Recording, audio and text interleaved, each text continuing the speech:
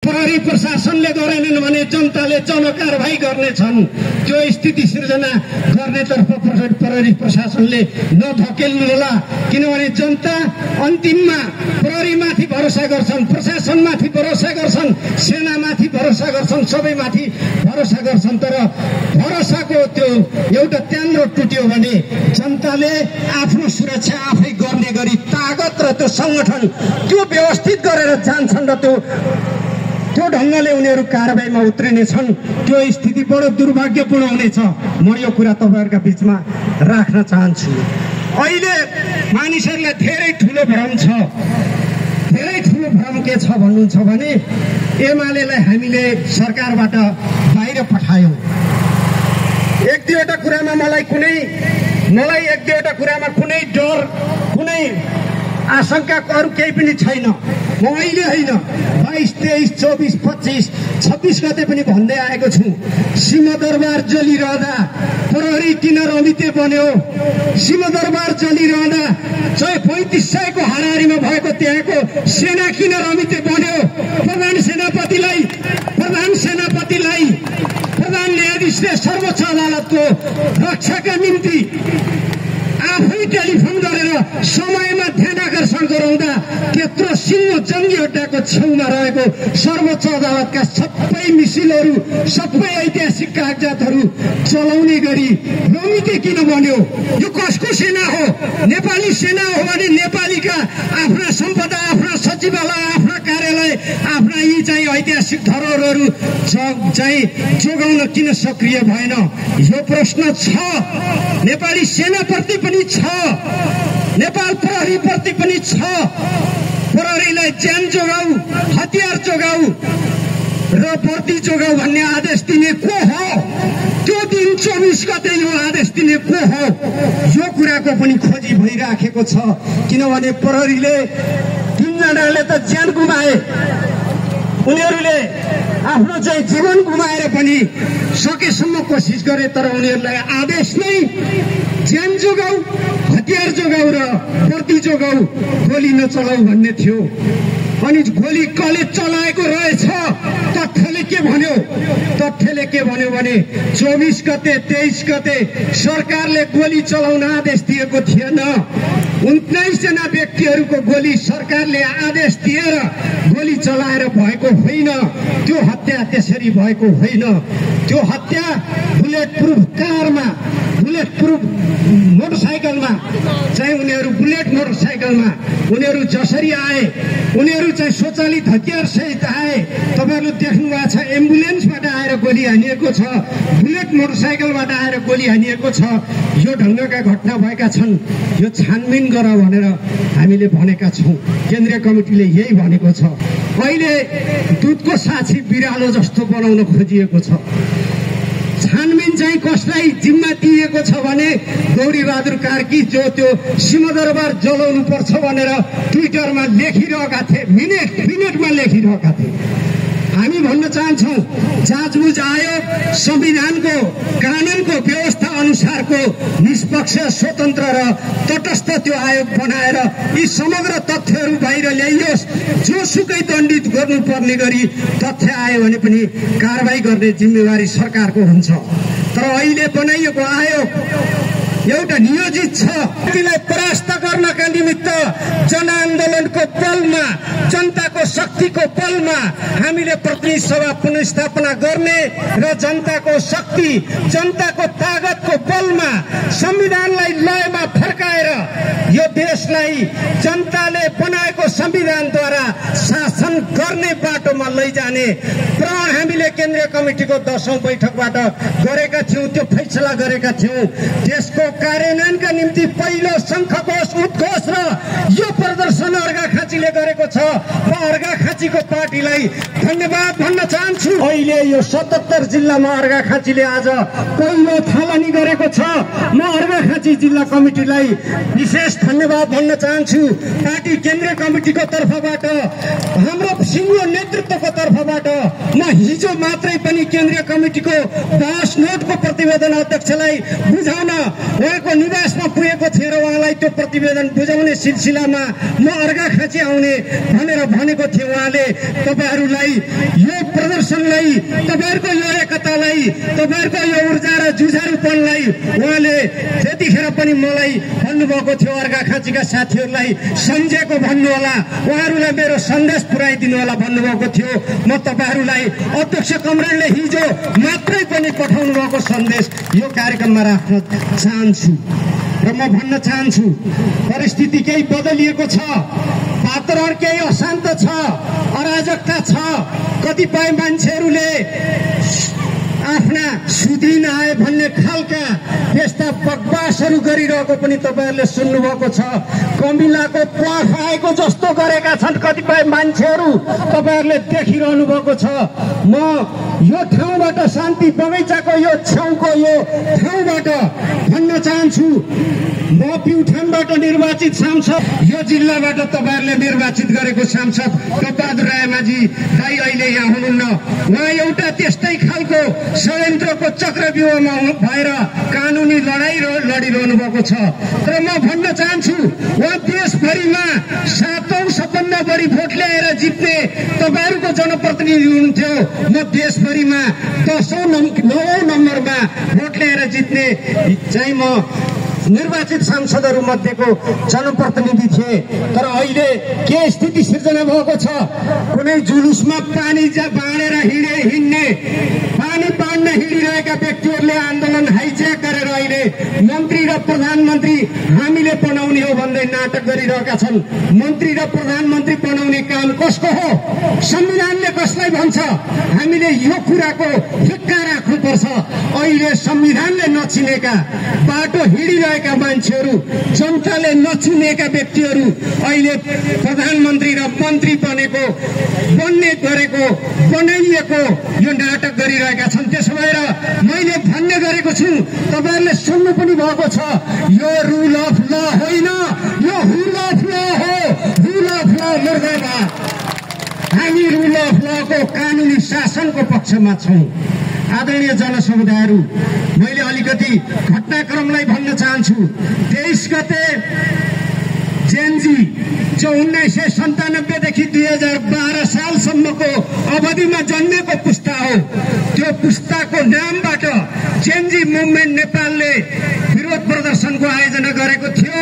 सिडिओ कार्यालयबाट माइतीघर मण्डलामा शान्तिपूर्ण हिंसारहित प्रदर्शन गर्ने गरी अनुमति लिएको थियो। सरकारले माइतीघर मण्डलमा हुने प्रदर्शन एक दिन होइन, महिनौं दिन सरकार बनेदेखि सधैँ गर्न दिइरहेको थियो। त्यो दिन पनि गर्नका निम्ति अनुमति थियो।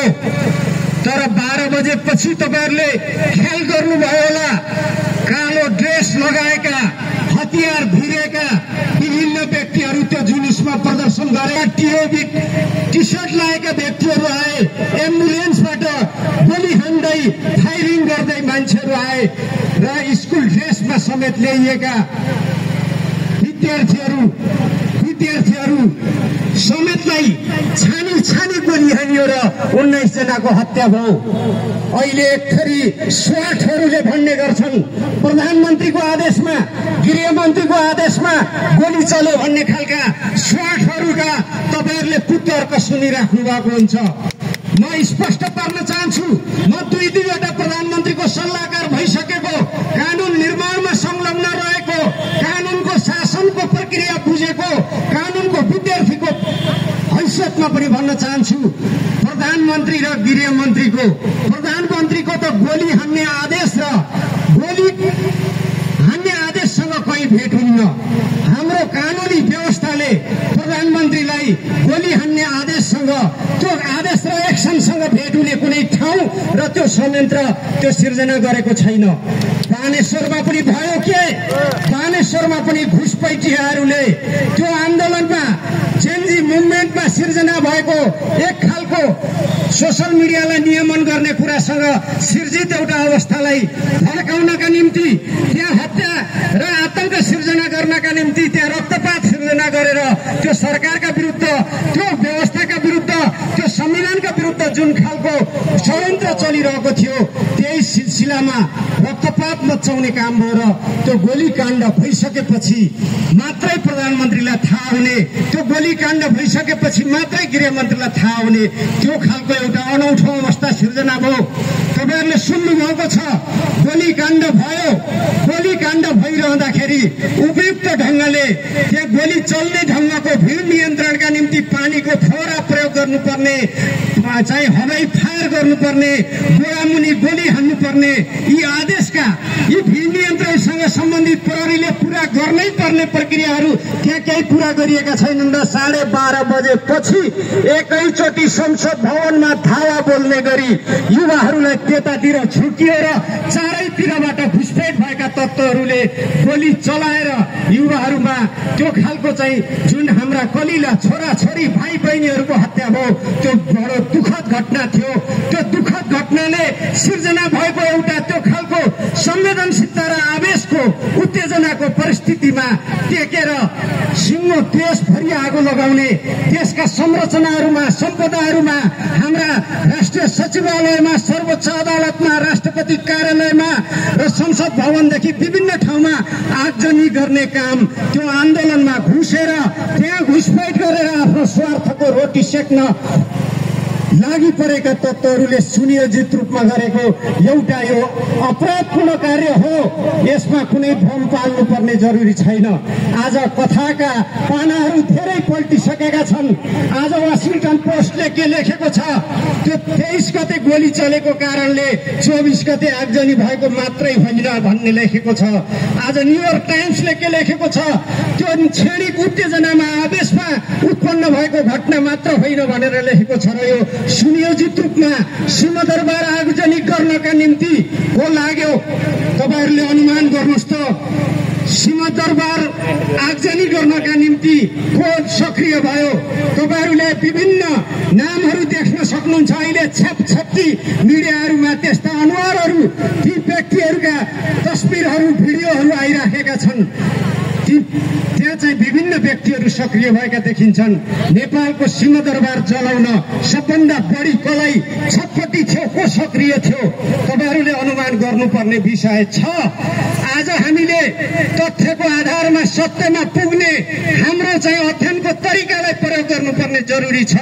म तपाईहरुलाई अलिकति सांघाई पुर्याउन चाहन्छु।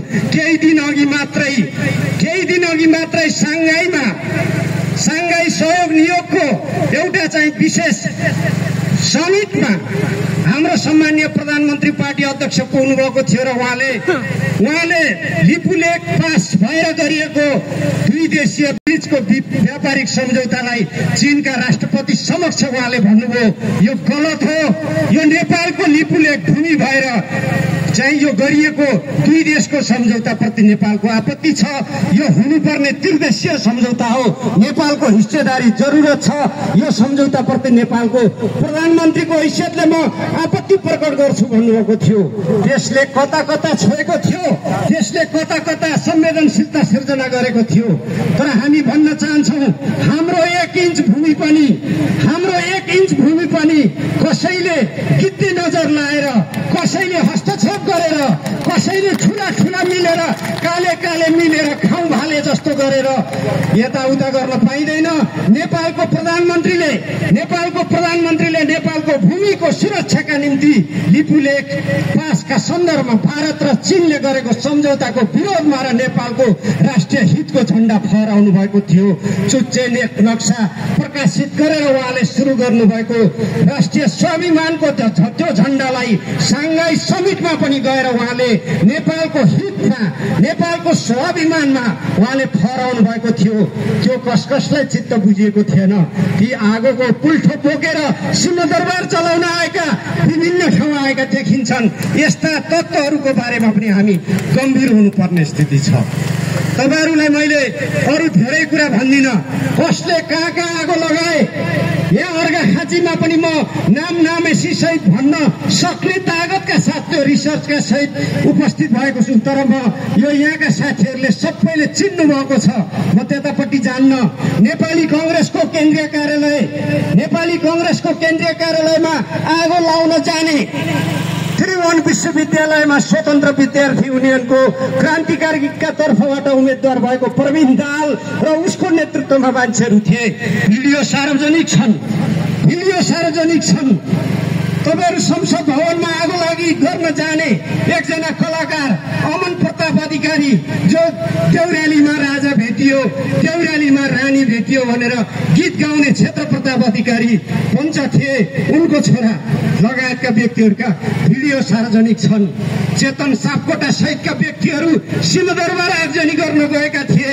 कलाकारको खोल ओढेका विभिन्न व्यक्तिहरूले सिंहदरबारमा आगो लगाएका छन्, संसद भवनमा आगो लगाएका छन्, विभिन्न मन्त्रालयमा आगो लगाएका छन्। सर्वोच्च अदालतमा आगो लगाउन जाने को थियो?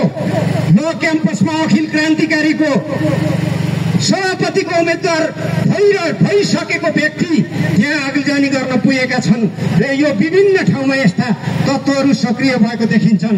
जब एकपछि अर्को गरी यस्ता नामहरू, यस्ता तस्बिरहरू, यस्ता भिडियोहरू सार्वजनिक हुन थाले, त्यसपछि मान्छेहरूलाई असह्य भयो, उनीहरूका निम्ति छटपटी भयो, अपराधको पोल खुल्न थाल्यो। अनि झुट ढङ्गले कुप्रचारको खेती पनि सँगसँगै हुन थालेको छ। हाम्रो पूर्व राष्ट्रपतिको घर जलाउन एमालेकै युवा संघको मान्छे गयो भन्ने कुप्रचार गरिएको छ। कहीँ युवा संघमा कहिल्यै नभएको महाराजगञ्ज साइडतिर टोले गुण्डाको रूपमा सक्रिय रहेको हप्ता उठाएर खाने खोको व्यक्तिहरू त्यहाँ पुगेका थिए, तिनका पनि भिडियो सार्वजनिक भएका छन्। त्यसो भएर म भन्न चाहन्छु, के तथ्य हो तपाईहरु त्यतातिर ध्यान दिनुस्, के कुप्रचार हो त्यतातिर ध्यान दिनुस्। कुप्रचारको विरोध गर्नुस्, भण्डाफोर गर्नुस्। कुप्रचार तपाईका विरुद्ध चाहिँ षड्यन्त्रपूर्वक गर्न खोजिएको हुन सक्छ, त्यतापट्टि ध्यान दिनुस्। जो मान्छेहरू आगो लगाउन विभिन्न ढङ्गले पुगेका छन् तिनीहरूलाई भण्डाफोर गर्ने, निन्दा गर्ने, सामाजिक रूपमा बहिष्कार गर्ने, उनीहरूलाई दण्डित गर्ने, कानुनी कारबाही गर्ने, प्रशासनलाई दबाब दिने यो काम हामीले गर्नुपर्छ। र अहिले देशभरि एमालेका 64वटा जिल्लामा पार्टी कार्यालय जलाइएको छ। त्यो खालको आतंकको अराजकताको अन्त्य गर्न नसक्ने, चुनावका थक्कु लाउने खालका कुरा छोड। यो संसारभरि कलर रेभुलेसनका नाममा चुनाव चाहिँ आफ्ना अपराध ठाकछोक गर्ने गरी विदेशी तत्त्वहरूले उछालिने माध्यम बनेको छ। नेपालको फागुन 21 को चुनाव पनि त्यही कलर रेभुलेसनको कड़ीका रूपमा दुरुपयोग गर्ने कोसिस भएको छ।